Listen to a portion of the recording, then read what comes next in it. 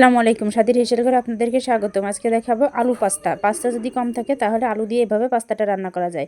দিয়ে দিলাম হাফ লিটারের মতো পানি, পানির মধ্যে হাফ চামচের মতো লবণ দিয়ে দিলাম। দিয়ে এখানে আমি পানিটা যখন গরম হয়ে যাবে তখন দিয়ে দেবো 2টা আলু কুচি।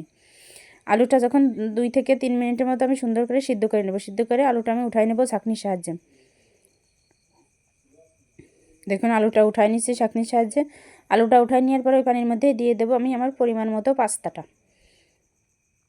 পাস্তা ঢেলে দিলাম। পাস্তাও 4 থেকে 5 মিনিটের মতো সিদ্ধ করে নেব। পাস্তা সিদ্ধ হতে সময় লাগে অনেকটা, তাই একটু হালকা আছে ভালো করে সিদ্ধ করে নেব। পাস্তাটা সিদ্ধ হয়ে গেছে, এখন আমি ছাঁকনিতে ঢালে ঠান্ডা পানি দিয়ে এটা ধুয়ে নেব। ঠান্ডা পানি দিয়ে ধুয়ে নেওয়ার পরে চলে যাব কড়াইতে দিয়ে দিলাম পরিমাণ মতো সরিষার তেল।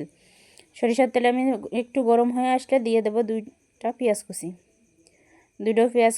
4 থেকে 5টা কাঁচামরিচ কুচি দিয়ে 2 মিনিটের মতো নাড়ব।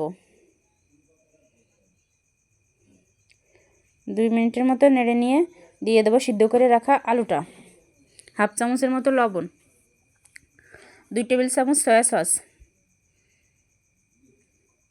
মাঝখানে দিয়ে দিলাম একটা ডিমটা দিয়ে 2 মিনিটের মতো নেড়ে নিয়ে তারপর দিয়ে দিলাম 2টা টমেটো কুচি। 2টা টমেটো কুচি দিয়ে টমেটোটা আর একটু সুন্দর করে নেড়ে নিয়ে টমেটো যখন সিদ্ধ হয়ে আসবে দিয়ে দিলাম 1 প্যাকেট পাস্তার মশলাটা দিয়ে দেওয়ার পরে নাড়ার পরে দিয়ে দিলাম আমি সিদ্ধ করে রাখা পাস্তাটা দিয়ে আরও 2 থেকে 3 মিনিট নাড়ার পরে দিয়ে দিলাম 2 টেবিল চামচের মতো সয়া সস। দেখুন আমার পাস্তাটা এখন হালকা আছে, অনেকটাই রেডি হয়ে গেছে। এখন আমি চুলা থেকে নামিয়ে দেবো, পরিবেশন করব। রেসিপিটা যদি ভালো লেগে থাকে তাহলে লাইক, কমেন্ট, শেয়ার করে পাশে থাকবেন এবং সাবস্ক্রাইব করবেন।